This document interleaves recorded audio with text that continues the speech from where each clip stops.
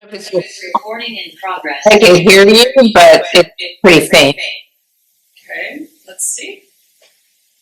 But I can hear you. I can hear you if I just. Just, it was low for me even on 88, out of 100.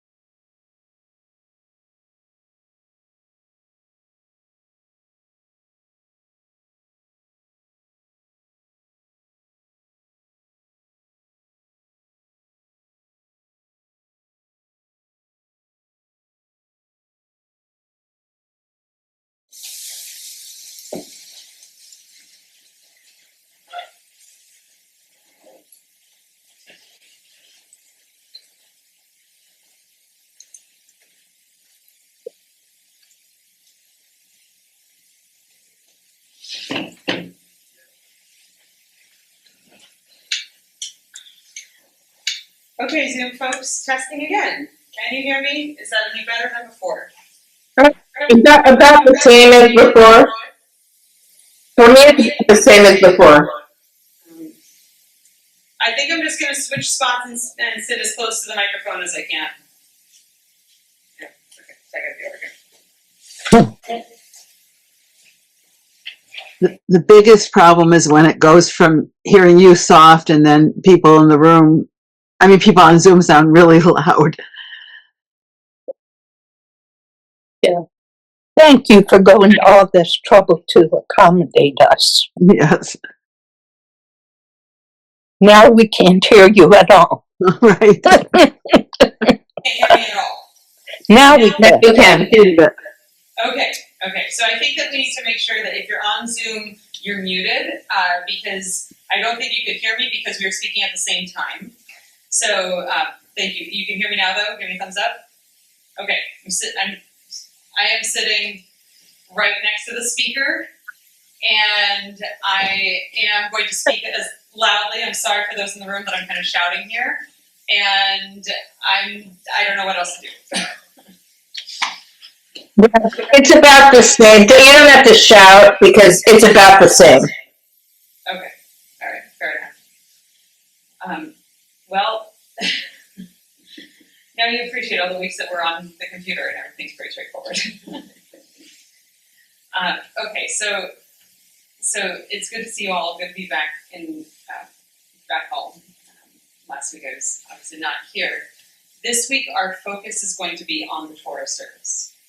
And so we're going to first look at the structure and choreography of the Torah Service. That's one of our learning objectives, right?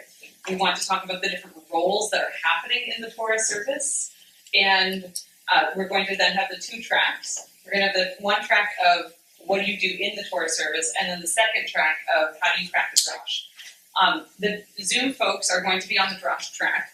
If you're here in person, and you want to focus more on Drash than on what the different pieces are and like how to do hagbah and stuff like that, we're going to put them into a breakout room so that we can use this space for lifting Torah, wrapping Torah, things like the physical stuff.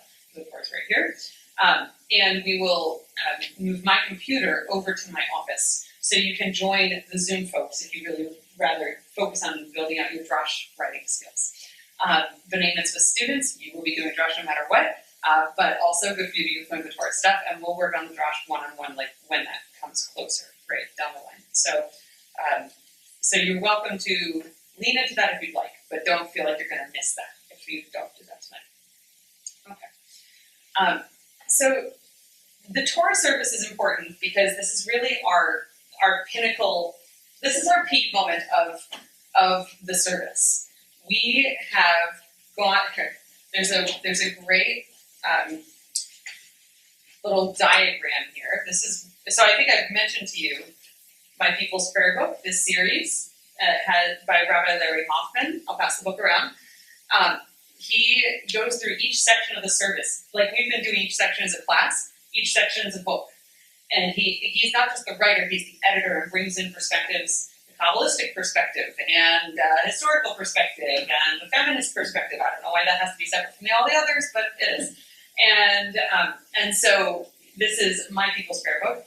And one of the things he has here is this map of where you can see each step moving up, and then the Torah service is the peak, and then we take a step down at Aleinu. Right? So this is kind of the spiritual arc of the Torah service. You want to pass that around? So it's important. It's the center of all of our life cycle stuff, right? You never have a baby naming in the Amidah. Right? We're having a baby named this Shabbat. We're very excited about it. It happens in the Torah service. Janice Siemens' great-granddaughter. It's going to be wonderful. Great-granddaughter. Her granddaughter had a baby.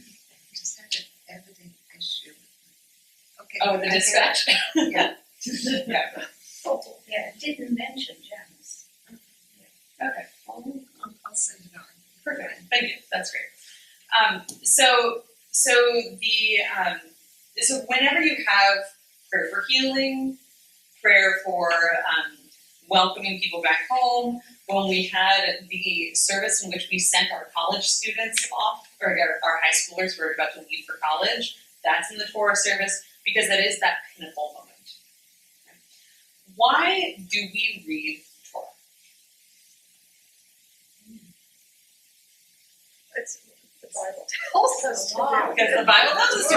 This is true. It does. We are directed to do so. Yeah, we're very much directed to do so. You can learn by example. You can learn from what the people do, and I think, reading it every Saturday, like for years and years, your life changes, and so you read it different. Perfect. Yes. There's a line in the Mishnah, a rabbi named Ben Bagbag, best name, not joking, it's really his name. So Ben Bagbag says, turn it for everything's in it, right? And it's so fitting that we have a scroll, right? This circular, cylindrical thing, right? And the thing is, we are the ones that turn, right? Like the scroll stays the same each year. And that's why you can turn it again and again for everything's in it, because something new pops out to us. I was talking to my chavruta this morning, my study partner, and we were looking at the Torah portion, and I noticed that there was something about how the Kesef HaKippurim, which is essentially the Yom Kippur money, the money of expiation that the people give, should only go to the service of the temple. That's kind of interesting. Why is that? Mostly, when we focus on the Torah portion, we look at the golden calf. I've never paid attention to that before. So you turn it for everything's in it. And let's go back to this idea that, the Torah tells us so. So you see here on the screen, we still have our audio panel here. Let's get it. So this is Deuteronomy chapter 31. Let's see. Ellen, would you mind reading verses 9 through 11, please? Sure. Moses wrote down this teaching and gave it to the priests, sons of Levi, who carried the ark of God's covenant, and to all the elders of Israel. And Moses instructed them as follows: every 7th year, the year set for remission, and the Feast of Booths, when all Israel comes to appear before the eternal your God, in the place that God will choose, you shall read this teaching aloud in the presence of all Israel. Gather the people, men, women, children, and the strangers in your communities, that they may hear and so learn to revere the eternal your God, and to observe faithfully every word of this teaching. Great. So we have, it says, this is why. Because God told us to, because by doing so, we can learn to revere God, whatever that means, right? That can mean a lot of different things. And so that we could follow the teachings. So then we actually see that happen. Also, did anybody notice that it says read Torah every 7th year? Right? That's not what we do at all. Well, this isn't the only place we see that happen. So we also have in Nehemiah chapter 8.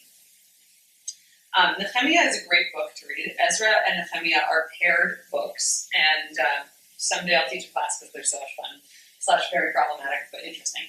And they are paired books about when the Jews were allowed to come back from the Babylonian exile and rebuild the temple. First temple had been destroyed. This is the building of the second temple. And there's this huge argument about who's a valid Jew, which is part of why it's really interesting, right? Who is a valid Jew who can be part of rebuilding the temple? Who gets to contribute to community? So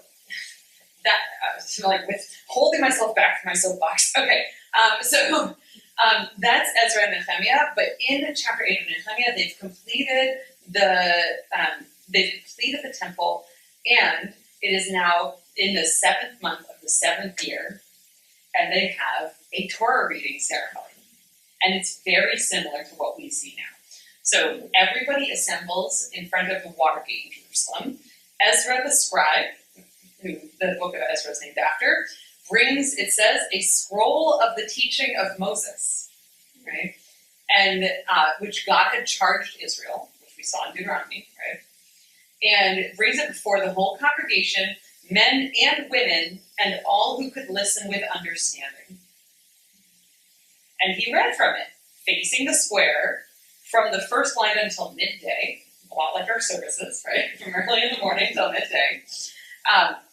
And again, it reiterates to the men and the women and those who could understand, and the ears of all people were given to the scroll of teaching. He stands on a wooden tower made for this purpose, and he has the priests on either side of him. Then he opens the scroll before all people, like we do for hagbah, right? And as he opens it, the people stand up, just like we do when we lift up the Torah services.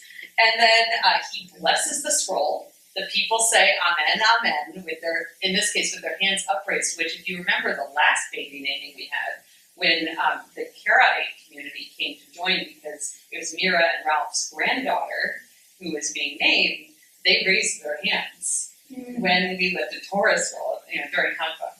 We lifted our. And we do have, right, some people have a tradition also holding up the corner of the talit or pointing at the Torah with the pinky. So, yes, rising, blessing, saying amen, with hands raised, then bowing. In this case, they prostrate themselves fully. And then they follow the reading of the Torah with an explanation of the Torah and a translation of the Torah so that everybody can understand. Because by this point, the lingua franca is probably Aramaic and not Hebrew, and there's always been this issue that our Torah is in a language that not everyone understands, and when we translate it out of Hebrew, it is no longer the same sort of thing, right? We translate it for purposes of study, but when we are reading it for purposes of ritual, we do that in Hebrew. Although there is a cool practice of translating line by line, right? Or chanting it in English. So some people are a little bit more expansive about that. But so you see in this moment in the book of Ezra and Nehemiah, we're talking 2,500 years ago. They're doing the same sorts of Torah rituals that we do today. And the way that the Torah is dressed is modeled after last week's Torah portion. The priestly dress is very similar. There's the silver ephod, right, the breastplate. There's the crown on top. And then we also have the yak, right, the hand. We'll go into this soon. So, question. Yeah. So is the reason we do what we do because it's said in Deuteronomy? I would have to go deeper into the halacha to answer that specifically. Oh, no, this is Nehemiah, though. Okay. Yeah, because Deuteronomy just says, teach Read it, learn it, you know, But study it. the whole ritual that we do, is it taken from? I think it is partly modeled after this. It's Yeah, very I don't have a citation for you, but I do think so. It's really similar, like we have people standing around whoever is reading. Yeah. This is the priests, we are not priests, but Yeah, I love that, right? I love how similar it is. Because it's like, It's cool. we're so deeply rooted in this. So when we are approaching the Torah, we're gonna go into what are the pieces that happen in the Torah service, just to break it down. First, we're gonna have our introductory prayers. Then we're going to we'll go over what those are. Then you have your processional, then the aliyot, and then your Misha Berach, which is more than just a healing prayer, which we'll go into. Lifting and wrapping, Haftarah, community prayers, and then possibly an additional prayer, and then returning the Torah. Right? So there's a very clear set of steps that happen as we move towards that. Now, the opening prayers, those are much like the rest of our prayer book. These are rabbinic compositions that are put into the service. Ein kamocha Elohim. Let me pull up the slides. Here we go. Yeah. Okay. So we have Ein kamocha, which will begin on.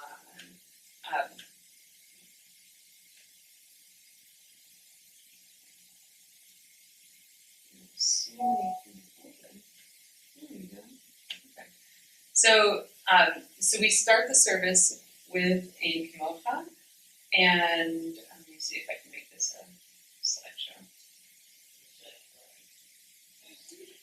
I'm sorry, I'm just not going to worry about that too much right now because I don't. Here we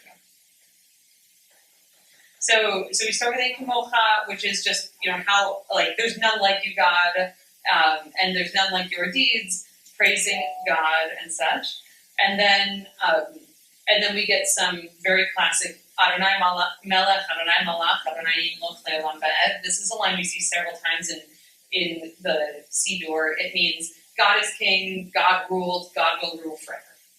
Right? A common theme. So a lot of God praising language as we bring the Torah out. Or actually, sorry, this is before we bring the Torah out. So the first thing is we get to the Torah service, we sing these introductory lines. We have not yet opened the ark, and we have not yet brought out the Torah. We don't do that until this bottom half of this page. I know it's small for those folks in person, but this section here, or this section here, and that is Vayehi binso ha'aron vayomer Moshe Kuma Adonai. Yeah. So Vayehi binso ha'aron vayomer Moshe means, and it was when the ark would travel, Moses would say, "Rise, God, arise, Adonai, may your enemies be scattered, may your foes be put to flight." Those are the words we bring the Torah out, right? Because then it says, "Torah shall come to Zion, and the word from Zion, and the word of Adonai from Jerusalem. Praises God who gave the Torah to Israel in holiness." So, because of this idea that the Torah is going to be moving, the ark is being opened, and Ki Mitzion Tetzei Torah, and from Zion, this Torah has emerged. That's when we bring the Torah out of the ark. So, the choreography is very closely aligned with the language. I used to have a lot of trouble with this language, and there are Reform congregations that do not do some of these lines, because they said we don't want such violent imagery as we're talking about our Torah. That's not what our Torah is about, right? And that's certainly not what we want to uplift from it. Somebody pointed out to me last year. She said, "Well, it doesn't say may you destroy your enemies. It says scatter." And so there's an acknowledgement that we have enemies, and we just really want them to go away, right? Like, may they go far away from us. And I appreciated that more. And it helped put it in a different light. I'm not sure where it sits for you, but I also think that we have a lot of material we need to use. So I'm sorry that we can't dive into that. But that's the liturgy we have in this moment when we bring the Torah out of the ark. And then we continue on. So we have, So we continue on you don't have to look too closely at the slide, but this is the page in the Sim Shalom prayer book that has Bei Anarachetz, which is not in Hebrew. That is an Aramaic prayer. It's another praise of God prayer. And it's traditionally in this moment when we have the ark open before us. It's this one you find very, very often, like very regularly in conservative spaces and almost never in Reform, except that our two congregations both have a tradition of saying it, which is great. It is a little bit like when we're short on time, we skip it because it's not as quintessential to the service as some of the other pieces. But so we have Bei Anarachetz, and then we continue on into bringing the Torah out. So one of the things we're going to talk about later is if you're Gabbai, which is something that I would love for more people to learn how to do and try to do, we're going to make a little checklist of the Gabbai things so that you don't have to memorize it all just from this class. And I have a little sheet that we can add to in the budget. I oh, put a Gabbai list. oh, fantastic. But it may be, you have things to add. Yeah, okay, sounds good. Wow, high five. So great. So yeah, there's a list that you do because there's different honors to hand out. One of those is opening the ark, and others carrying the Torah. And the people who carry the Torah are the ones who do the Torah Service Shema, which is different from the Shema that we did earlier in the service. Not in the Shema line itself, that's the same, but in the line that follows. Right. So the Shema line from Deuteronomy 6:4 that continues. It is followed in the Torah Service by a line sung to the same melody. Echad Eloheinu Gadol Adonenu Kadosh Shemo. And that is unique is our God, supreme is our sovereign, holy in spirit. Okay? So again, we're not saying anything that's super unusual here, but this is the standard. And these are done responsively. Torah carrier does it, and then it is echoed by the congregation. Okay?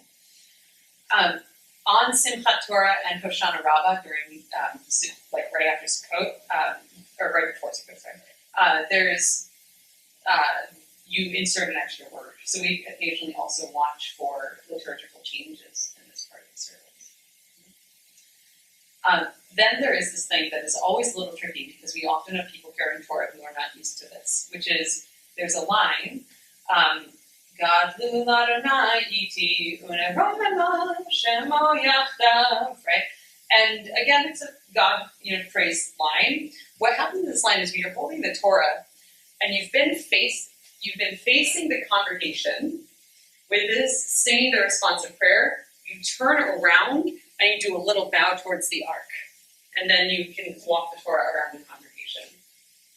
So this is it's usually directed by the people who are on the bima. So they'll give a nudge to whoever's holding the Torah. Right? So it's not that anyone needs to memorize this, but it is part of the choreography. There's a lot of pieces of very specific choreography as we go on. And then we got the hagbah. Hagbah means, it comes from the same word as to wrap. And so it's the walking of the Torah around, the processional, right? Walking the Torah around the congregation. The music that we sing to the hagbah is whatever we want it to be. Traditionally we sing L'cha Adonai Hagdula, right? It's just a liturgical poem that we've gotten used to and put it into the prayer book here. And so that's always an option. If you're in the High Holy Day choir or come to High Holy Day services, they have a whole set of songs that they sing over and over and over as the Torah gets all the way around. We didn't do that at PIJ. We did more of what we do in High Holy Day. Okay, great. So there's also, L'cha Adonai is a common one, Romanu is another one, Al Shlosha Devarim. These are all different liturgical poems that have become part of the standard practice of Torah service. But sometimes, it's the same thing for when we're dressing the Torah. There's no real rule about what to do. And I'm going through my Rolodex in my head, okay, what's the song? What do we want to sing? What do we want to sing? Right? Or whoever's leading services kind of do that. So last week I leaned more into Lo Yisai Goy, right? May nation not rise up against nation, neither shall they learn war anymore. Because that was on my mind, and I wanted to be singing that as we dress the Torah. So, any questions so far? Let's pause here. What was the name of that last song? Lo Yisa Goy.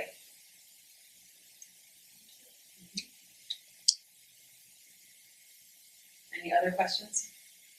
No, just an observation that I can tell when you're searching your Rolodex when it's taking a little bit longer than normal to trust the Torah, and I can see you thinking, like, what am I gonna start next? Some days I'm on it, and it like comes really quick, but yeah, you can tell when I don't know what I'm doing. I just am grateful you don't judge me for it. No! I would do the same thing. It's also an opportunity for anybody to shout out a song, right? Like, it doesn't have to come from me. Take requests. Oh, take a question. As long as I know it. If I don't know, you can. That's a fair rule. Are these listed in the notes?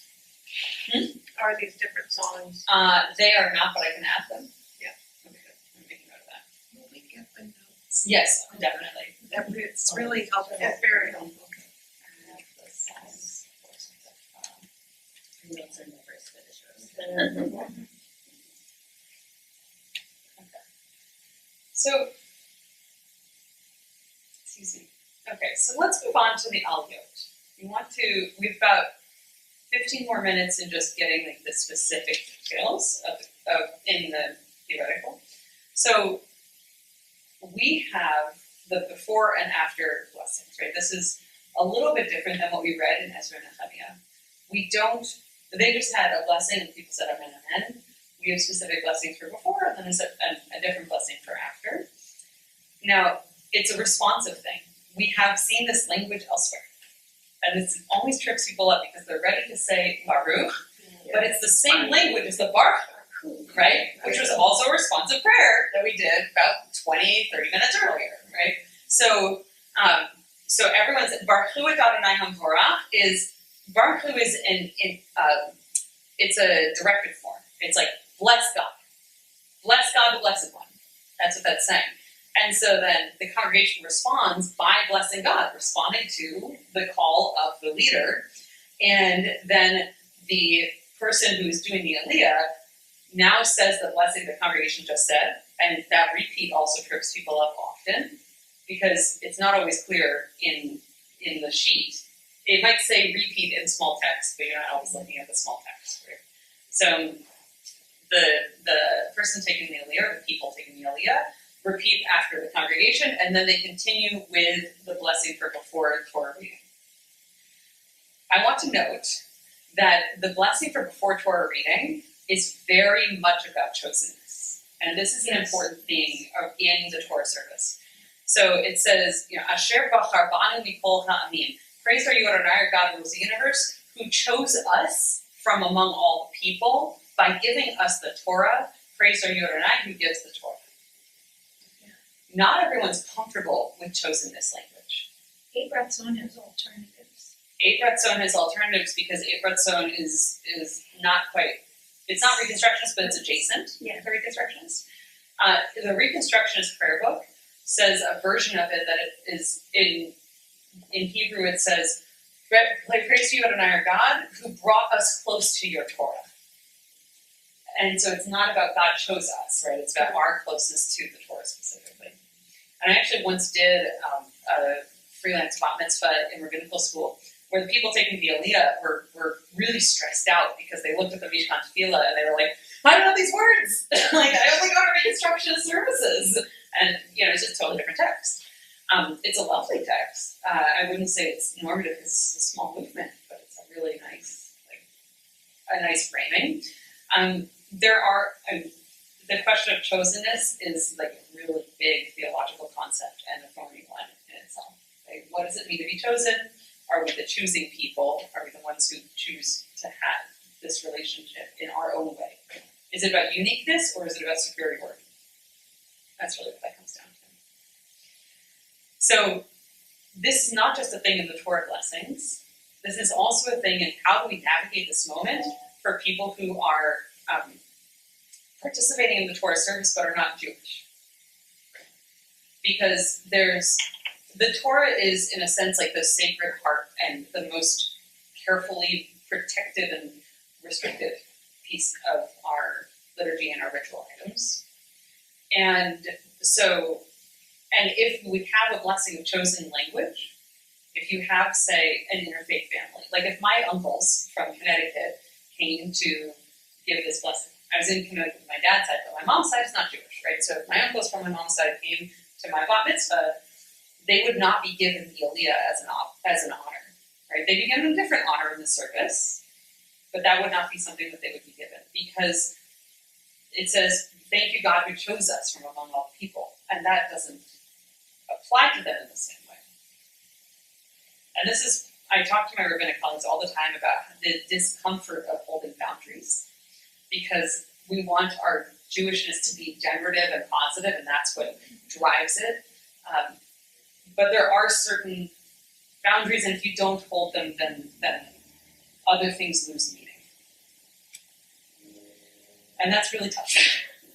So the way that we, with the Religious Life Committee, and I navigated this, is we said, we need to have at least one Jewish person saying the aliyah blessing from the bima, but non-Jews can join them.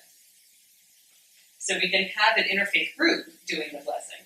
We need to make sure that it's not a group that is fully not Jewish. That's where Antifa's policy is. Any questions about that? Or responses?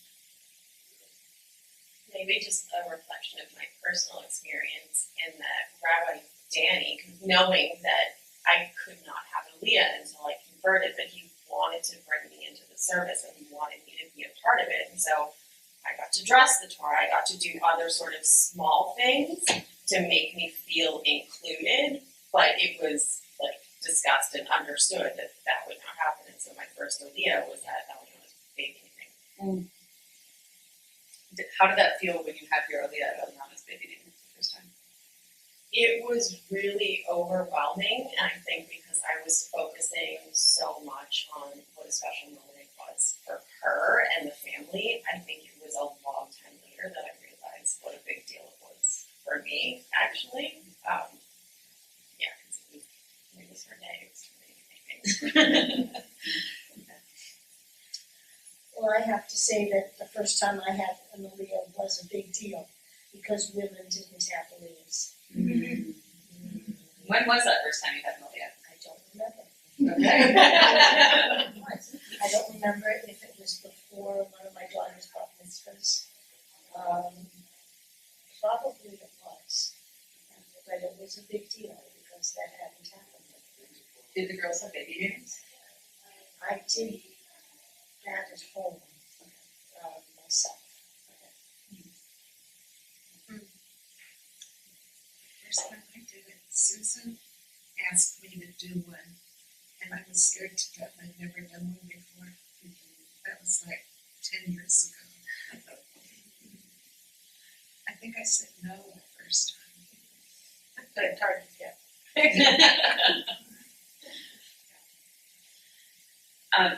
So it's a charged moment. It also can be a very vulnerable moment because you're standing in front of everybody doing something solo, right? And there's Hebrew involved, and you are worried about saying the words right, and like it's important and it's special, and also it can be terrifying, like you said. And so that's part of why we have, the big page up there, and also people ready to prompt and help. And with the names of families, if people come for the rehearsal who are having the aliyot, we offer to go over the language beforehand. There's just a lot of different ways to try to help that be meaningful and not scary. But sometimes things can be a little stressful. Deborah, go ahead. You're welcome. I'm wondering why it's so important when we're called up for an aliyah to know our family's Jewish names. Because sometimes that's hard because we don't always know them or have them. That's a great question. So just for background for everyone, when someone is called to the Torah to bless it, they're traditionally called, you will say like, oh, I would like to invite up Susan for the mocktail usually. Which is usually kind of, we'll get to that. And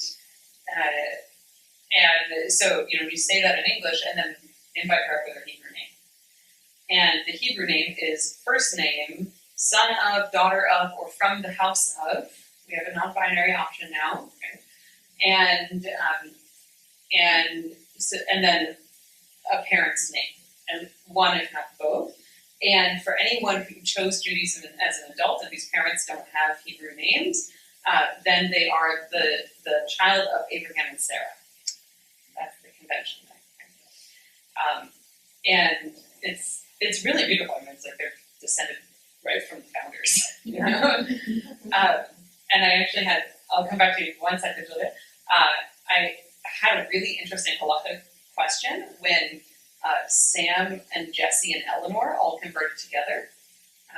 And Sam, I know you're editing this, so I hope that you appreciate that this is, what an interesting conversation this was.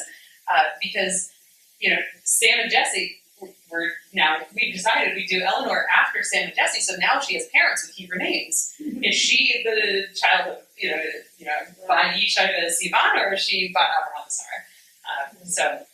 And I consulted with a bunch of colleagues, and the answers were all over the map, which was great. And we went with Bat Sivan with Yishai because she has such a strong Jewish identity within her family base already. We wanted to anchor and support that. When I was trying to figure out, I asked my parents, do you have Hebrew names? They said no. Mm-hmm. Right. It turned out they did. Mm-hmm. And then I found out what they were so I could use them. And I didn't have a Hebrew name because my grandfather took me, but he didn't take me. He went to the shul and named me Sarah. And the reason I know my mother's Hebrew name is she said, oh, well, that's not possible because my Hebrew name is Sarah.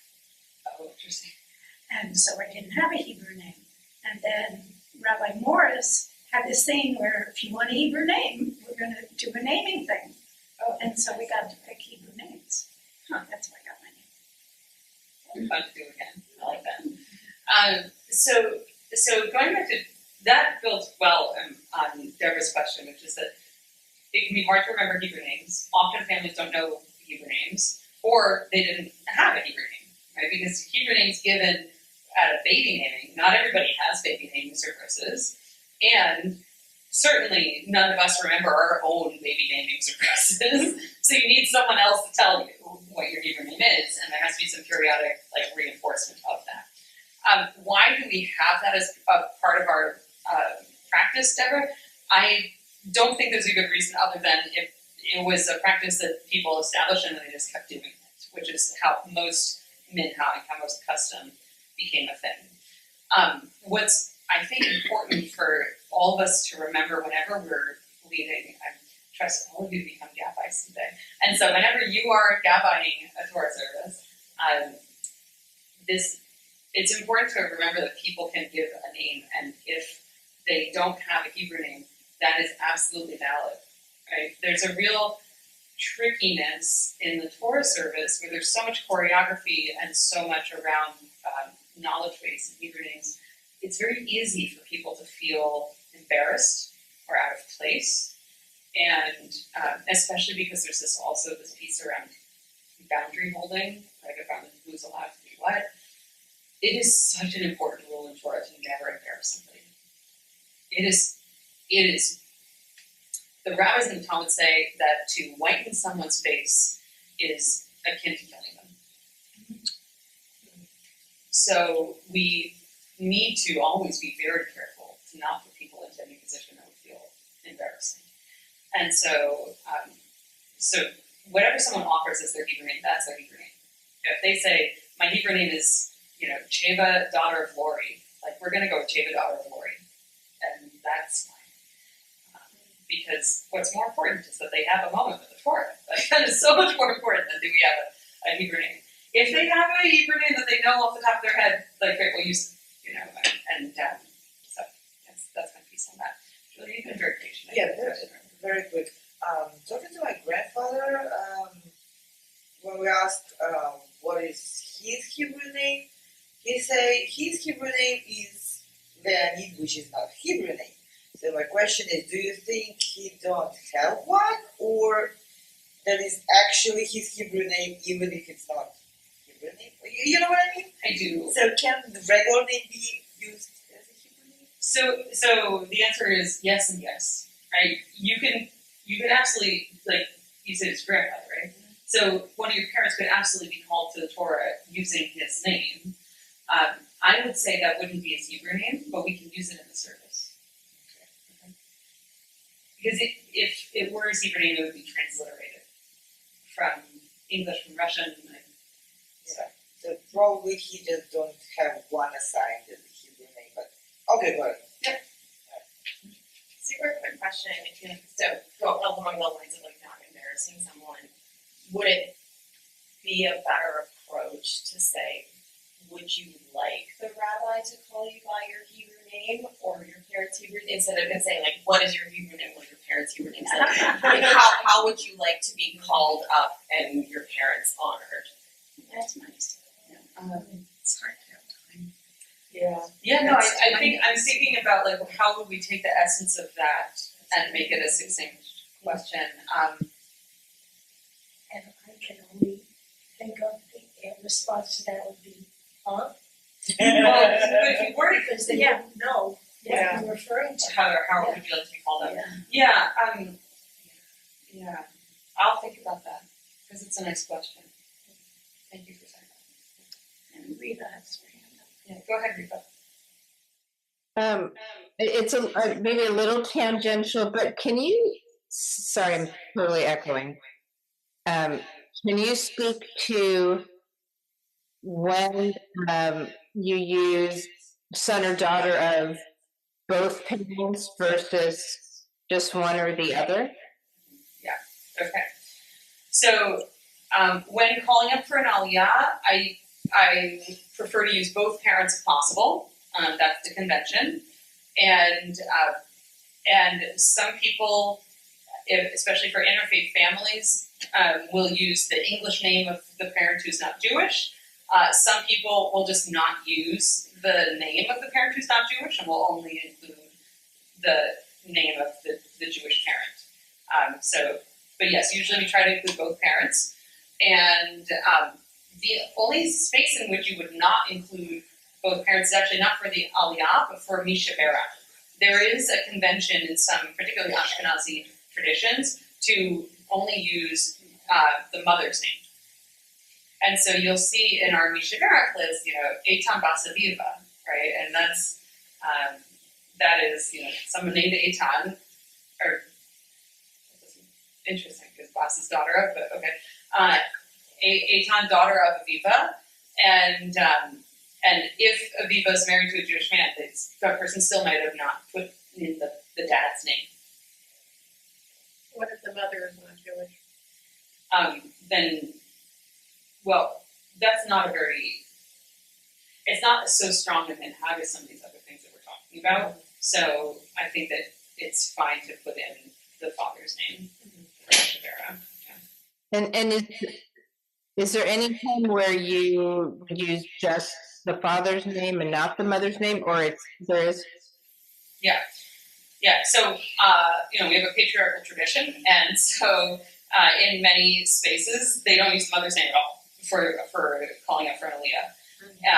We do because we're feminists, but that there isn't any space in which it would be like, oh, that's a specifically male thing, because like using the father's name, because that's the default. It's more the marked case is the Misha Bera with the father's name. Okay, we have Ellen and then Sherry, and we're going to take a quick break. I think this idea of not having to use your parents' Hebrew names are really important. My parents were both Jewish, very Reformed Jews, and they would be very upset to have a Hebrew name. It just wasn't in their bailiwick. So I'm Esther, but Arthur forbade. Yeah, nice. Yeah, a friend of mine is, also from a very, like, a family with incredibly strong Jewish identity and very much from a Reformed tradition, and she is Rachel Bat Doug Bajuli. Sherry, to answer your question in the chat about why we have the convention of only using the mother's name for Mishabera, I have wondered that. I am on like a long journey to find that out, but I have had trouble finding that. I'm not sure where that comes from. Somebody told me it was because that's the nurturer. I would not be surprised by that. That makes Yeah. sense. Yeah, you can do that. Thank you. Did you have another question? Because what did Kathy say? Because what? Because that's the nurturer, and it's a prayer for healing. Okay, so we're going to pause here, and we're going to come back with number of aliyot, what Mishabera can be, Gomel, hagbah, get through the rest of the Torah service, and preserve 20 minutes for our specific, like, hands-on trying. Okay? Maybe 25 if we can. So let's take 4 minutes. We're going to come back at 7:26. Very short. Very short.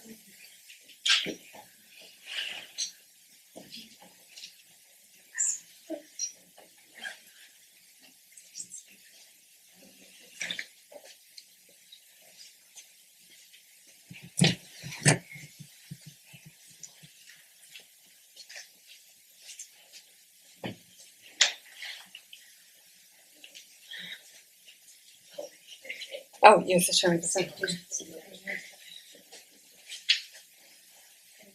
This list here, and I have a few more sheets of homework.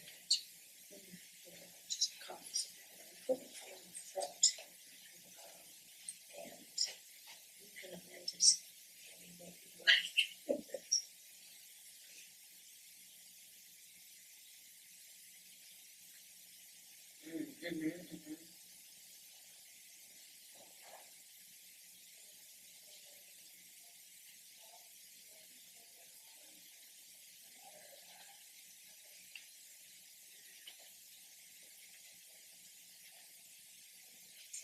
Yeah, the way I would amend this is awesome. The way I would amend this would be to put all of the handing things out all together. You have it in the order of the service. Yeah. Right. But when you're doing it, you could like offer all the things, and then you have the Torah service, like choreography. And I guess I would add help people identify where to stand, and offer if they would like to have a tallis if they don't have one, and if they'd like to kiss the Torah beforehand. Okay, that's a good thing. Just so,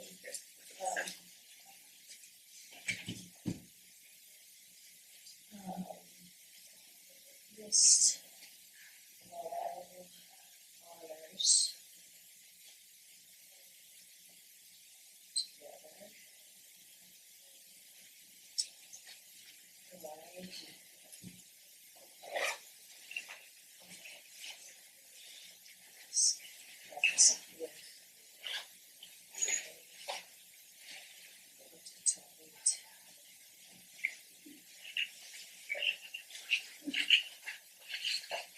Because that's no adoption. Yeah. Right. Guide. Reinforce that it's not a requirement. Guide into position. Did you, sorry, that's okay. Did you Yeah. did you pick your Hebrew name when you were involved in this? Yeah, guided to position. And then I had How did you go about choosing your name? Because I went through a whole process when I picked what name I wanted. I don't know, I didn't think too much about it, and I just decided. My middle name's Anne. And my first name was Kathleen because my mother really wanted to name me. But then my father. No, that's a little going a little too far. Well, now you know that that's how I feel when I introduce myself, and I'm like, my name is Kristen, and people look very confused often sometimes on the situation. I have similar one. My father was probably Christy, but also no. Not Henry. Yeah, my my father told me he didn't have a Hebrew name, and I didn't, I thought he was right. He had an Orthodox bar mitzvah. Of course he had a Hebrew name. So his name is Lawrence, and I said, well, maybe it's Eliezer. And I found the ketubah, and it was. Nice. So, and that's what my grandson's Hebrew name is. My mother's Hebrew name, but that's her name is Muriel, and there's no Hebrew name. Muriel. But that was my seed at the wedding. It's like, oh, Rabbi Sarah told me there's no Hebrew name. It doesn't matter. I go, wait a minute. So I'm looking at all this stuff, and there it is in this book that my mother was given at confirmation. Miriam. And why do you have to have a Hebrew name that matches your? No, people often will use it as a way to add names, right? Add ways to call back to family members or loved ones from before, right? So, like, I don't know why it is, but my partner's name, and his English name is Michael, but his Hebrew name is Michael Gershon. I should ask his parents, where did the Gershon come from? Well, my son's Hebrew name is Mikael Rama, because his middle name is Ross, after my grandmother. Okay. So we're gonna pick back up again, and so every week we magically know not just what the Torah portion is, but where to start and end the reading. How do we know that? Not because we've all memorized it, because we have this great book. So this book is called a luach. You can see it says here luach Hashanah, right? And you will pass it around so you can take a look. Luach has a lot of different functions as a word in Hebrew. It can mean calendar, it can mean list. In this case, it's kind of a bit of both. And so in every service, it tells you everything you need to know to run the service. It tells you what the Torah readings are, whether there are special additions, whether there are liturgical changes, whether there's announcing the new month. Like all of these different things are here listed in this book. So this is gold. I'm going to keep one in my office and one here in the lectern. There's also, it's important to note, a difference between how do we pick which verses are read? Well, some synagogues choose based on interest. And they'll say, okay, the rabbi's going to drash about not the golden calf, but these other verses in the beginning this time. So we'll make sure that those are the ones that are chanted. That's the most liberal, relaxed way to do it. But I mean, I remember conversations about let's find this bar mitzvah kid's having a little trouble learning. Let's find the easiest verses in the parsha for them, right? The more structured way to do it, I would say, is that there is a designated set of divisions from tradition. The annual cycle is where you read the entire Torah portion every week. You have 7 aliyot, and so the whole Torah portion is divided into 7 aliyot. We do what's called the triennial cycle, and so that means that we have also 7 aliyot, but only for a third of the Torah portion. And so in year 1, we're reading the first third of every Torah portion. In year 2, we read the second third of every Torah portion.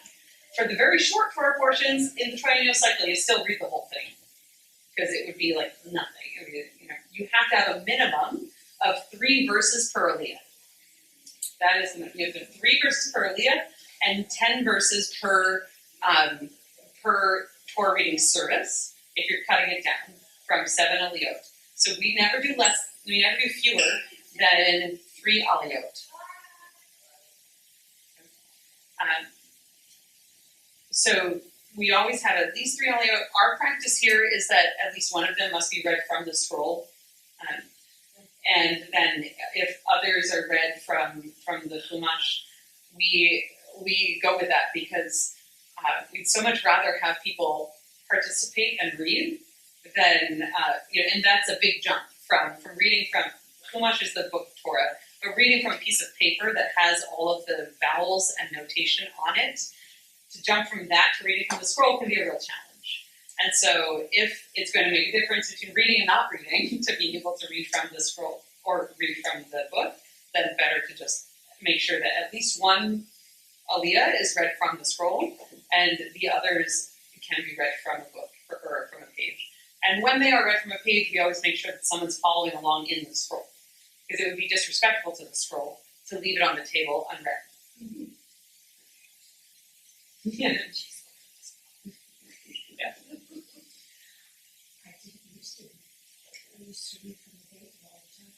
I've only read from the scroll 3 times. So far. So far. Yeah. I think we only read from the scroll recently. Yeah. It was nice having that. Yeah. I have friends who have what? It's scary. It's scary, yeah. We'll take a look in a couple of minutes and you'll see how it's Right. okay.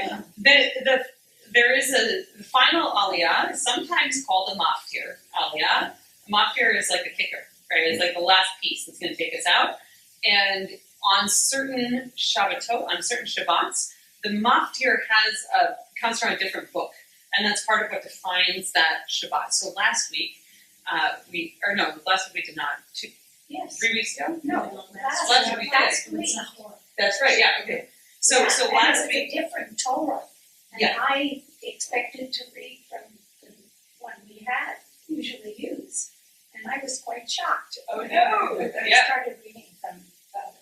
So maftir is it's the final or additional reading. It comes from the same root as haftarah, maftir, haftarah, same root, pei tet resh, and it is the and so that one, if we have a themed Shabbat, then like a traditionally themed Shabbat, then that comes from a different spot in the Torah to represent or bring that theme into the readings. So, for example, when we have Rosh Chodesh on Shabbat, we have a specific reading for Rosh Chodesh, and it's the passage from Torah, unsurprisingly, that says you should celebrate the new month. Okay.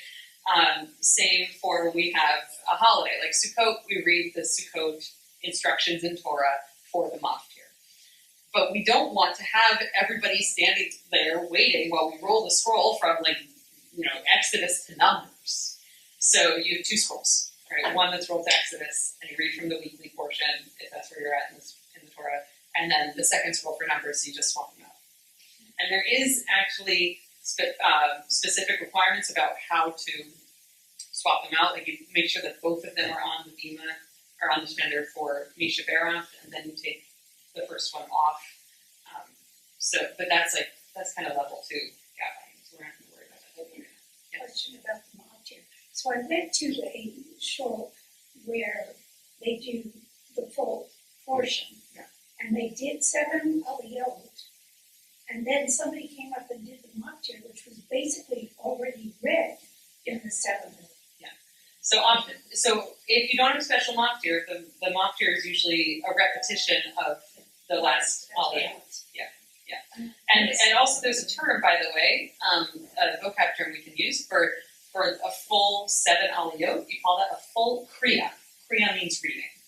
So if you ever hear somebody say, I think you should do a full kriya, that's what they're talking about.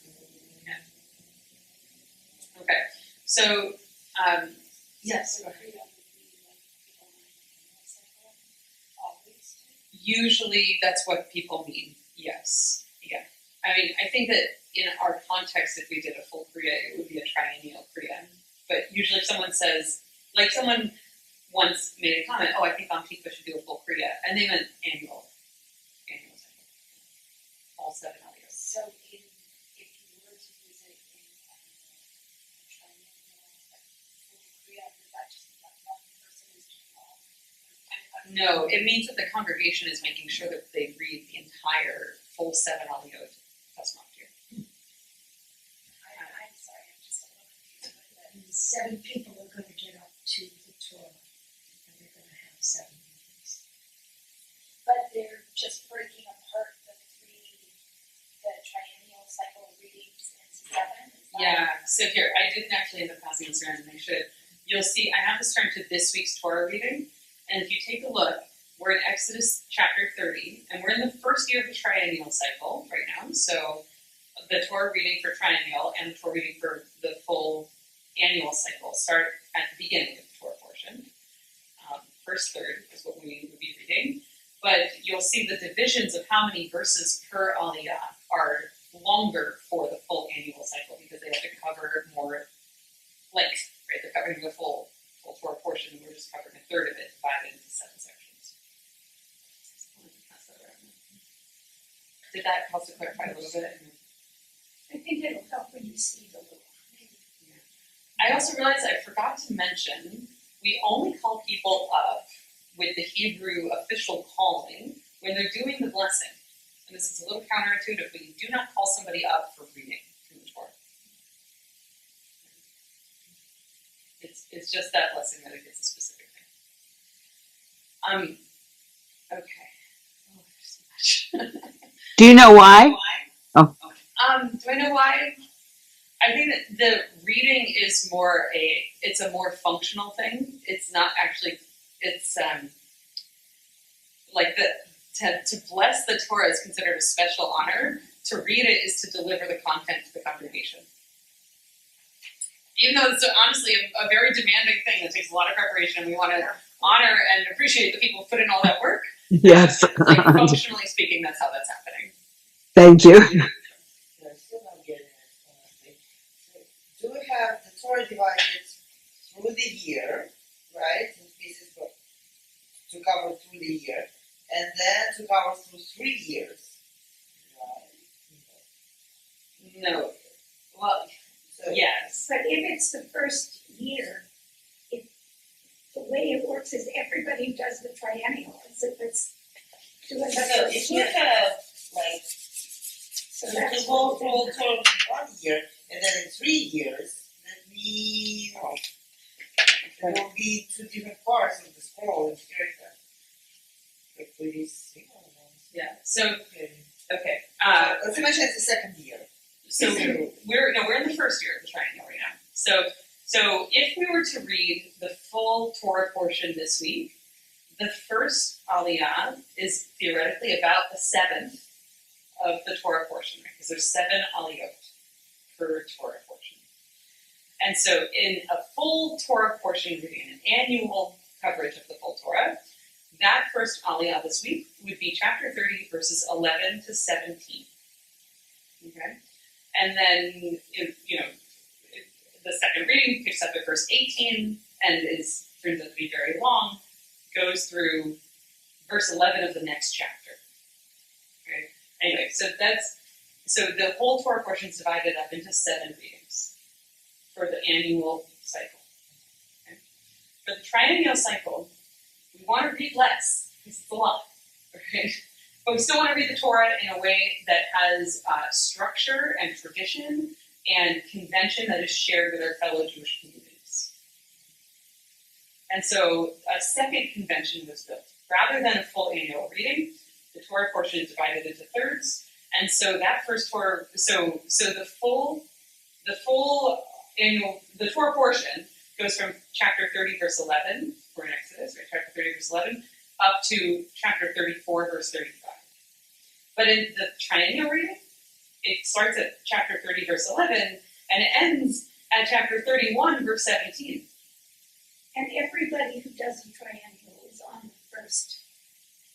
So that's part of the deal. Yeah. So if we were to do a full, like just the first third of the Torah portions, we're in the first year of the triennial cycle, we're going to stop at chapter 31, verse 17. Even though the Torah portion as a whole goes all the way through chapter 34. And so that section of chapter 30 through 31 is divided into 7 aliyot. So each one of those 7 aliyot is shorter. So that first Torah reading, remember I said earlier that's a 6-verse Torah reading, and the full arc of the Torah portion. When you're doing the triennial, that's a 3-verse Torah reading. It's verses 11 through 13. Yes, I know everybody here knows, so maybe tell me, what does aliyot mean? Aliyot is the plural of aliyah, and it's a great question. And aliyah means going up. And it's actually the same term as when you move to Israel. It's that you go up to Israel. It's considered higher. You make aliyah. But so an aliyah is when you go up to the stand where they're reading the Torah and you bless it. Doing the aliyah is blessing the Torah. Yeah. It's also the term for the divisions of the Torah. portion. And so, because each one of those blessings happens for each division, you have one blessing per reading. And who divided it? Or when did it get divided? It's a good question. Yeah. Somebody stay up late at night. The annual Torah reading was divided 1,000 years ago by a tribe called the Masoretes in northern Israel. They undertook this project from 9th century to 11th century CE. The Torah portion before that had no vowels, no punctuation, and no trope. And, well, yeah, but now we have versions that do. They didn't have any versions that did. No, and they undertook it as a tribal project to put vowels, punctuation, and trope. The trope actually functions as punctuation. They also divided it into portions. And they divided it into Torah portions. And it took 3 centuries. Yes. It's a huge project. So I have to be the project manager. As a project manager, that makes my heart hurt. We're in for the long haul. Right, 3 generations of my family need to be project managers. So, okay, so that's it. So these are very, the annual readings are very, very old. The triennial's much, much newer.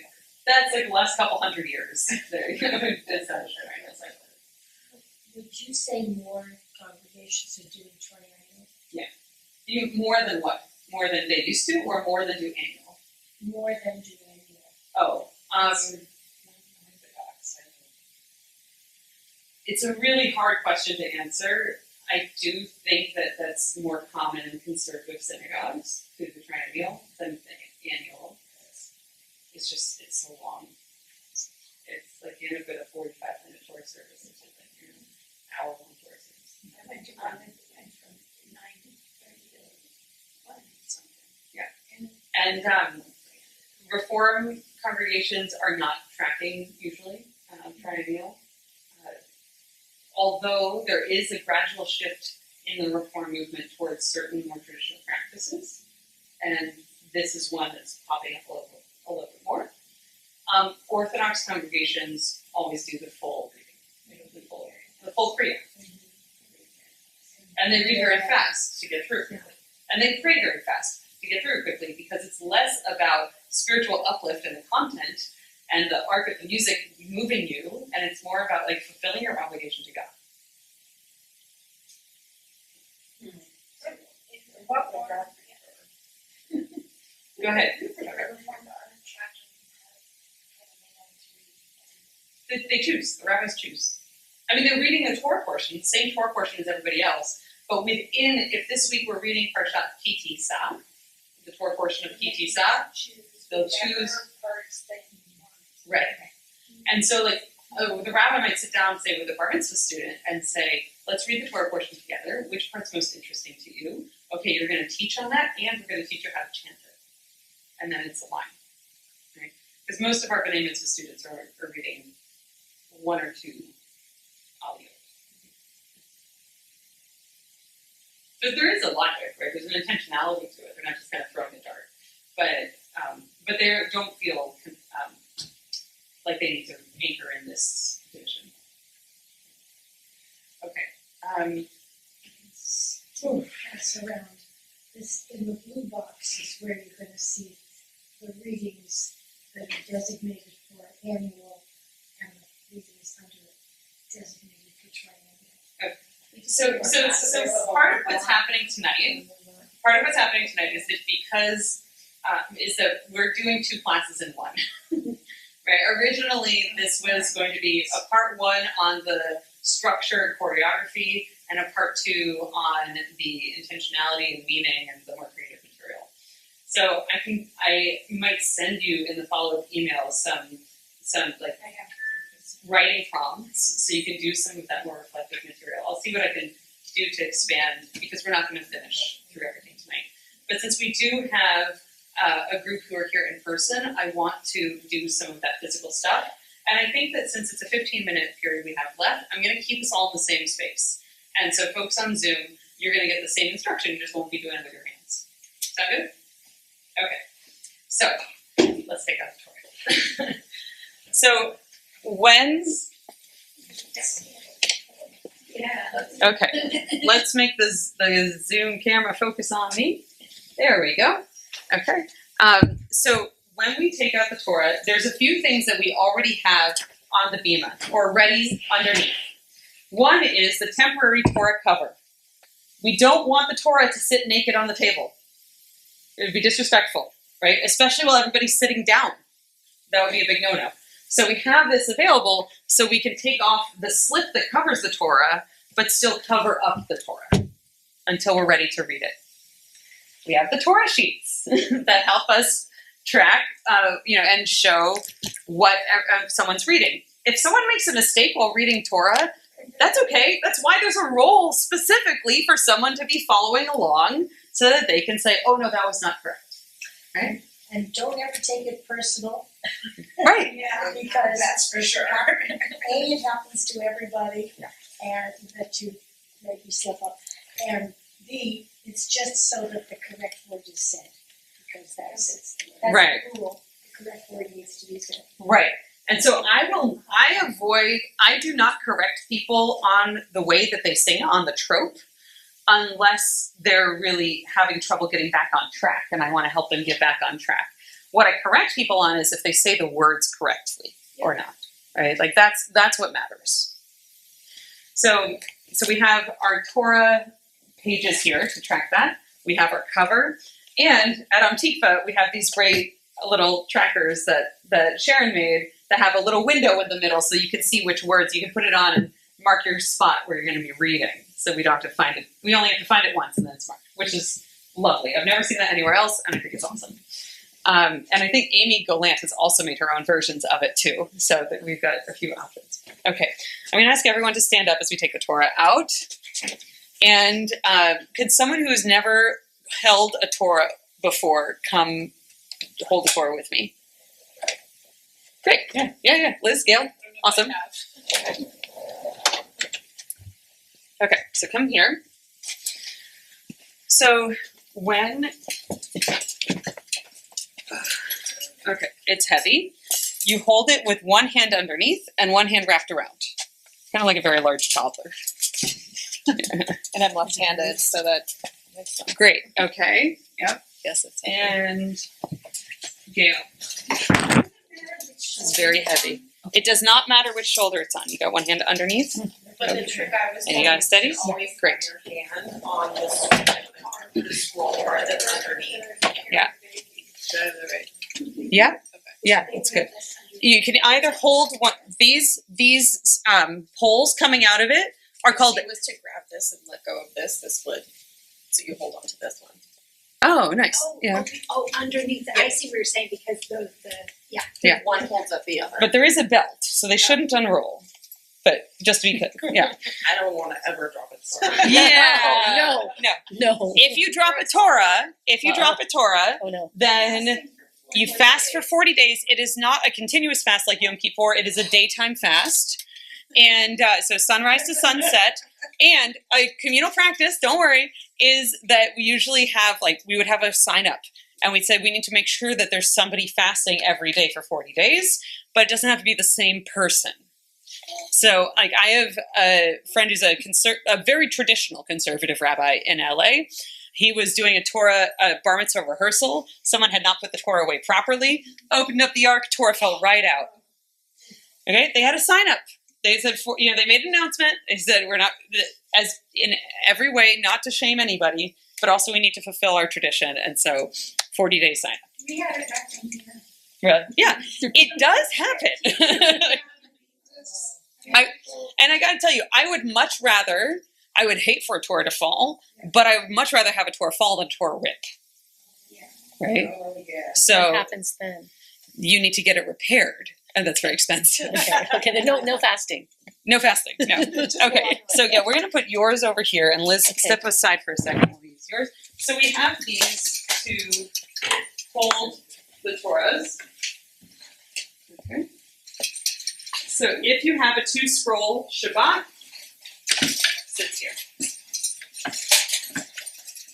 Okay. Now, Galila, which is the honor of unwrapping the Torah. Galila means wrapping. That's truly what it means. And so we, and hagbah means making something tall. So there's a way to do hagbah, and we're going to talk about it. Bring this over here. So we put the Torah down on the table with the scroll opening upwards to come close so you can see this. When you're helping someone undress, the stuff of taking off the pieces, make sure we don't block the owl though, the stuff taking off the pieces, that's straightforward. This is the trickier part. The trick to this is leaning the Torah up and using the edge of the table as a fulcrum. So one person pushes down on the 8 seam, on the handles, and the other person, Coco, can you take that off the top? Yep, pulls it straight off the top. And then you can put it back and make sure that both ends of the Torah are on the table, and that goes over by the other pieces. Okay. I love that we're doing this in the evenly balanced part of the year. Okay, there's always a belt. The belt makes sure it all stays together. So you unhook the belt and then lift up on one side, pull the belt out. That's pretty straightforward. If you could put that over there too. Okay. When doing hagbah, this is great. We're going to have a great feminist core for hagbah. When doing hagbah, you use the edge of the table to do the fulcrum, just like when you're taking off the cover. So you pull the Torah to the edge of the table, you open it a little bit, you make sure your feet are firmly planted, preferably not wearing heels. It's just easier. And then you use the edge of the table. And so the goal is the gesture is going to be pull out, tip down, lift straight up, turn. Okay? You don't have to be that high. I'm just making sure the gestures are very clear. So, and you turn because what did we read in the book of Nehemiah? Everybody saw the Torah, right? And you want people to see the scroll that we're reading. And this is where the arm thing comes from? No, that was for the congregation in response to lift up their arms in honor of the Torah. Right. Yeah. Some people get a little macho about how many columns they can open it up to and keep it steady. If people have a lot of that upper body strength, great, but it's never worth it to risk anything. So you pull it out to the edge, tilt, lift straight up, turn. Hold for a few seconds. This is already rolled to this Shabbat. That's great. And then you walk over to we're not going to do this right now, but you'd walk over to the table. And you walk over to the table and you let the person spotting you roll it tighter. Don't try to roll the Torah while you're holding it up vertically. It's just too risky, not necessary. Just hold it as it is, walk over, sit down, and then you hold the bottom and they hold the top and they roll it back together. And then the person doing Galila can put all the dressings back on the Torah. Any questions at this point? Is the hagbah done before or at what point is this done relative to the readings? It's done at the end of all of the readings. Right before the dressing. Yes, exactly. And then you read the Haftarah after this. Haftarah is a passage from prophets that the Masoretes, that tribe in northern Israel, also matched to the Torah portions. Rabbi, Yes. is there also like a super macho move in the you just sort of slowly walk around, but isn't there some sort of fancier flip? This is sometimes actually more functional than macho. So sometimes if say it's really lopsided, right? Say we're at the very beginning of the Torah, there's almost nothing on the Genesis side and everything's on the Deuteronomy side. And so that means that my left-handed side is going to be really heavy, but I'm right-handed. That's risky and tricky. So the trick to make that work is that they flip the Torah over on the table, and now the heavy side is in my dominant hand, and you can unroll it on the table too. And then you do the same thing of bring it down, tilt, and lift up, and you don't even need to turn. Okay. Does that answer your question? Yeah. Great. Okay. So any other questions about hagbah? Oh, also, the person doing hagbah is the magbia, but if it's a woman, it's magbiha, which was, I always like being able to use that. We're going to move this back over. And also now you get a chance to take a look at a Torah scroll if you don't have a chance for it. Okay. Is that a buttons? Or it just look like? I can't see up there. They're like decorations, yeah. Rabbi, Yes. is there any effort to take out the genders? The gender, is there any effort to take out the gender identification for these roles? Yeah, there is. So one of the things that I do when I call people to the Torah is instead of, so traditionally people would say ya'amod or ta'amod, which means in Hebrew, he will rise, like for the aliyah, or she will rise. And I say na la'amod. If you actually step aside so the Zoom folks can see me, thanks. So na la'amod means please rise. And then I call the person's name. Right, so that is moving away from the gender. And the same thing can be done for hagbah and galila by not describing the person, but rather describing the action. So instead of saying, ta'amod ha-magbiha, like, may she rise, the person lifting the Torah, you could say, na la'amod le hagbah, right? And that's saying, please rise for hagbah, for the lifting of the Torah. And then you're talking about the action, and the person's gender has nothing to do with it. Are you making sure it's in the right place? Yeah. And Rabbi, are we moving towards that? So I'm already doing that for aliyot. I haven't been doing that for, I've been doing the nala amod, the please rise without gender conjugation, but I have been using gendered like the Torah rapper, the Torah dresser, or the Torah lifter in gendered ways. And there's no reason I need to do that. And I think it's a good point, and I should probably stop doing that. So thank you. So I'm just wondering, because I know we have some in our community that are more gender fluid, and I just, didn't know. Yes, and when I'm familiar with someone's gender identity, or they've shown in some way that they would have, if somebody's indicated something to me, then I'll either check with them or I'll by default go with a non-gendered version. But I should really just go with it all the time, because there's plenty of people who would not use gendered pronouns, and they present in ways that wouldn't necessarily indicate that. So, okay. Yeah. Thank you. Thanks. Okay, I do want to have people practice, if that's all right. We'll find it eventually. Not everyone needs to practice, because not everyone's going to feel comfortable doing this, and that's okay. Right? But who would like to try it out? Okay. I'm not running away. I just really have to. Go ahead. Yeah. Okay, and There's always wondering whether it is or not. yeah, you can even pull it further Oh down. my goodness, yes it is. It's kind of heavy. Yeah. It's very heavy. Yeah, Right? and then down. So you're doing a straight up lift. Yep. And then Wow. turn. Hey. Yeah. Very good. And then usually you go sit down and we roll it together. But here, yeah. There you go. When you're doing it. Yeah, it's good to know. Excellent. Very good. Really nice. Okay. Yeah. Good. Perfect. Who else?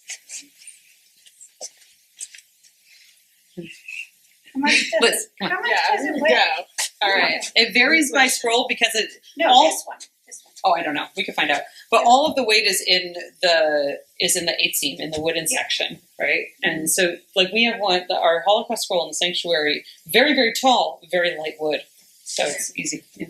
Okay. Okay. Left and then a straight lift up. I doesn't do I that. can dance again, but I like to if I Gotcha. feel comfortable. No, I don't. We'll do it very narrow. Great. Good job. Yes, Yeah. yes. Well done. Yes. Well done. And there should always be what they call a spotter there with you. Yeah. Somebody Oh, can yeah. help you. Good point. Exactly. balance it and catch it. Okay. Yeah, great job. Okay, so, okay, great. All right. I've held a Torah, but only like when it's been passed to me. I'm just, so I know that they're heavy. Are you right-handed or left-handed? I'm right-handed. Okay. When I was lifting weights at the Far down. Mm-hmm. yoga does not do. I like lifting weights here. I lift weights too. Oh, yeah. That is heavy.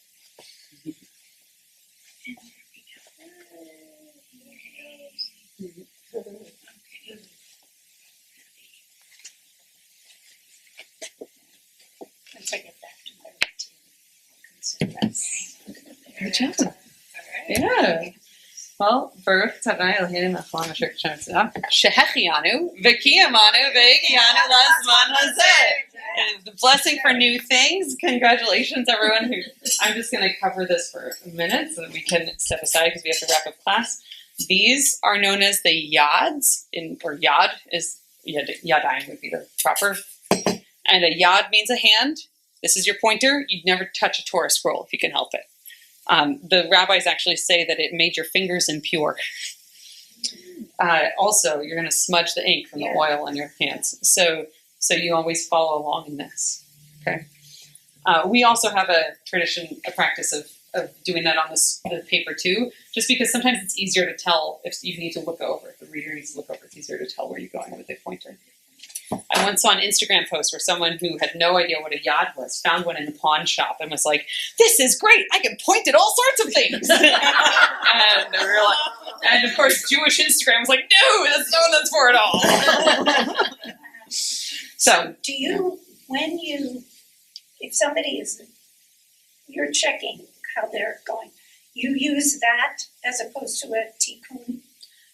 yeah, I mean, I could use a tikkun too. This one's just nice because it's really big and clear. Yeah. It's easier.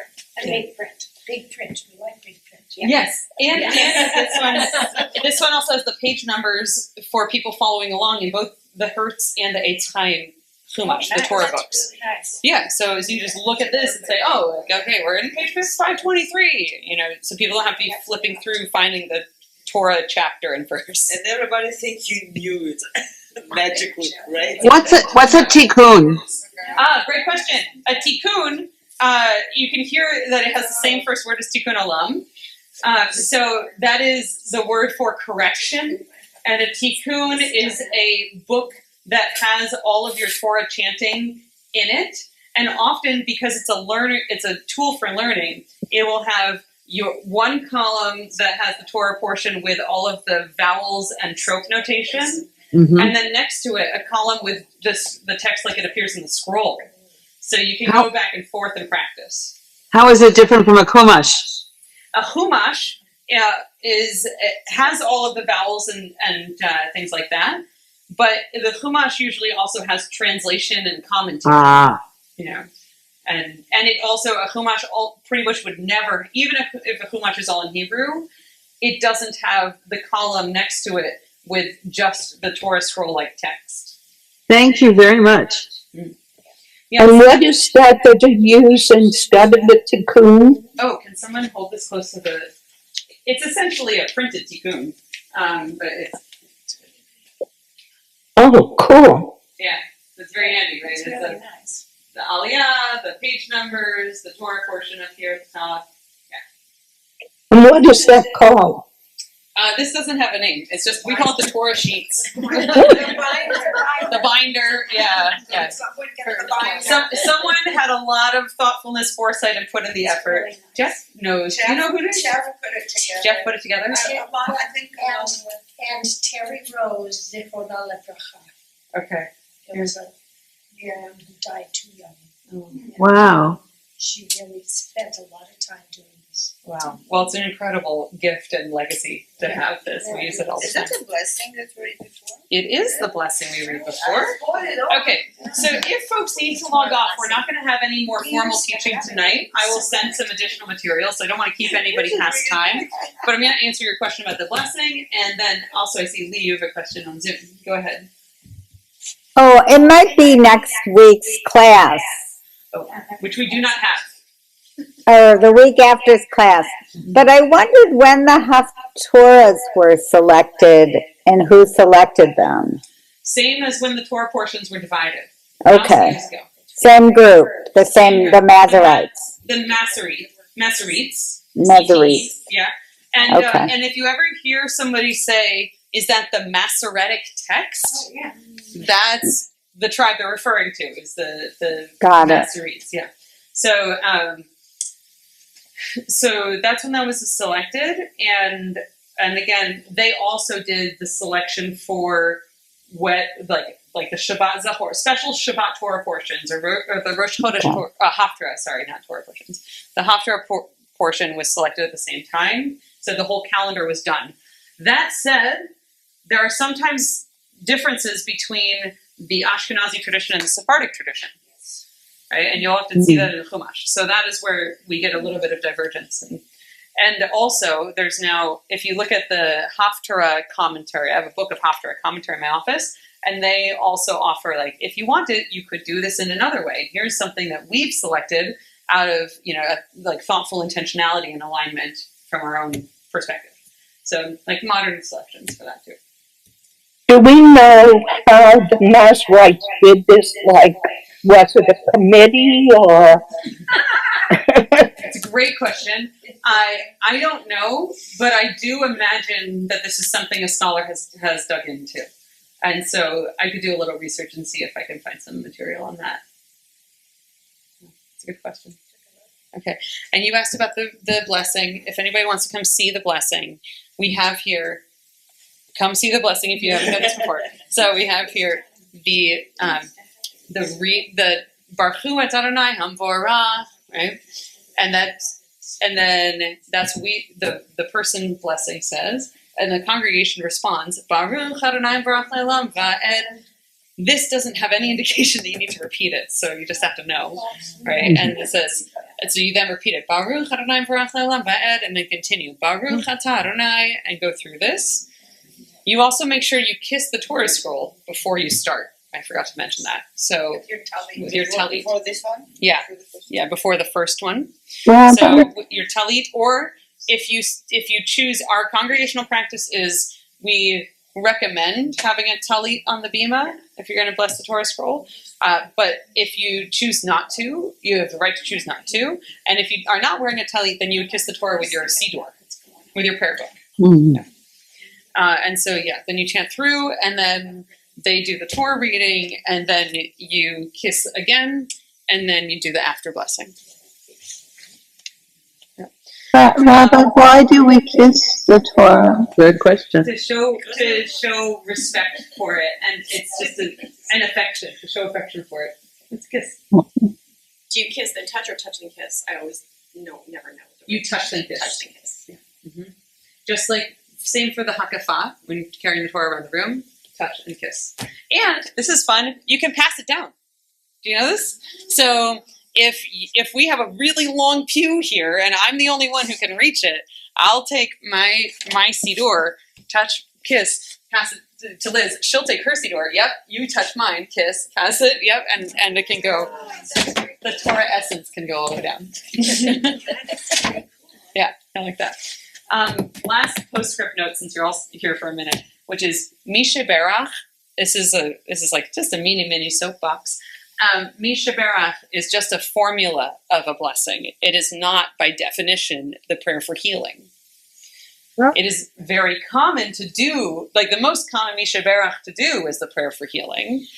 But you can also do a Misha Berach for a bar bat or bar mitzvah. You can do a Misha Berach for a special occasion. You can do a Misha Berach in honor of somebody who's passed away, right? There's different formulations, and also you can make it creative. if you're ever asked to do your own creative blessing, if I or some other teacher or somebody says, like, we want to open our study tonight with a blessing, would someone like to offer a blessing for study? You can say, Misha Berach, may the one who blessed our ancestors bless us, and then go from there. Right? So it grounds your creative blessing in Jewish text and structure. So we do the Misha Berach L'cholim, the Misha Berach for those who are sick, every single week when we read Torah, and on Friday nights because it's so important to us, even though traditionally it would only happen in the presence of the Torah. So that's an expansion from tradition.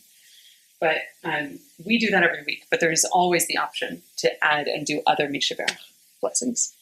Our cantor used to do a Misha Berach after every aliyot. Yes, that is definitely in tradition. And I do that at high holidays. Yeah, that's when I take the time to do that. And the other blessing we have while the Torah is open and on the table is the Gomel blessing.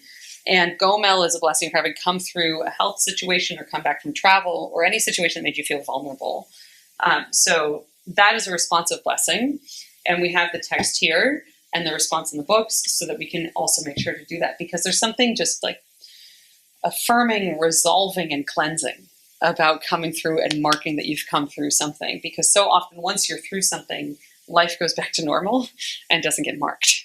And so this is an opportunity to hold it in community, mark it, and have that moment, a sacred moment. Okay, thank you everyone for all your questions. Thank you. If everyone could help me wrap the Yes. Torah, we need to do that now. This was another great class. Thank you. I'm glad it was.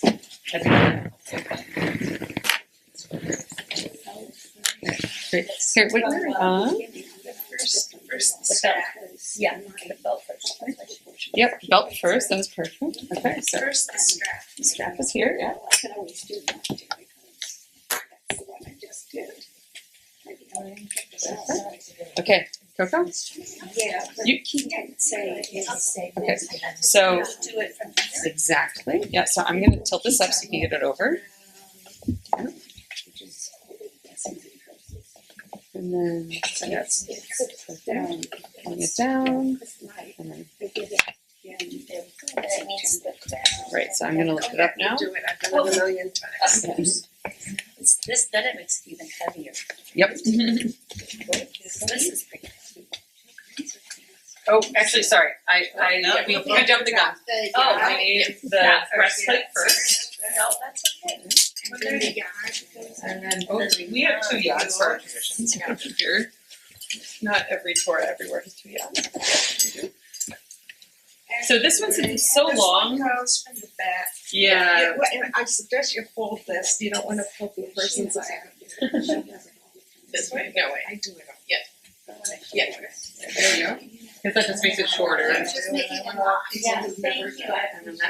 So, oh man, this is the thing I always forget. There's a tradition on which side the yad is on. Oh. And I always forget. Yeah, that's true. Yeah. Okay, and now we put the crown on. Yeah. Great. Could someone open the ark, please? Is it which side, you mean which of the scrolls or just that it goes on the front? It always goes on the front, but like, is it on the right side or the left You side? mean the large one? No, versus the small one? the small one, because most yads don't have as long a chain as our large one does. Oh. Most of them, it's just that one simple chain, Oh. and you just hook it over one of the handles. But it's either the left or the right, and we don't know. And I always forget. It's just like one of those things that just does not stick in my brain. Because when you goes this way, the person is usually sitting down, and I never want to poke them in the eyes. So you always hold it like this. Yeah. And I also usually like protect the person's Yeah. eyes with my hand as I'm putting the yad on, so. Right. That's like Susan. Josh, the first time I ever did it. You don't see this because you're always bending down, but I always protect your head from the edge Oh. of this when you're getting to stand underneath. I'm always a little nervous. Okay.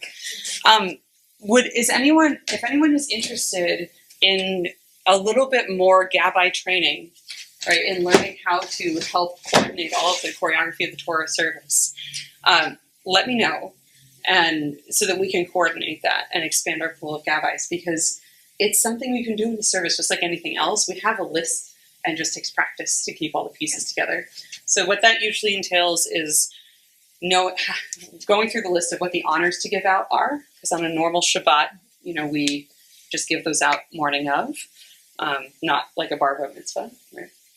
And then helping all of the choreography up here, where to stand and things like that.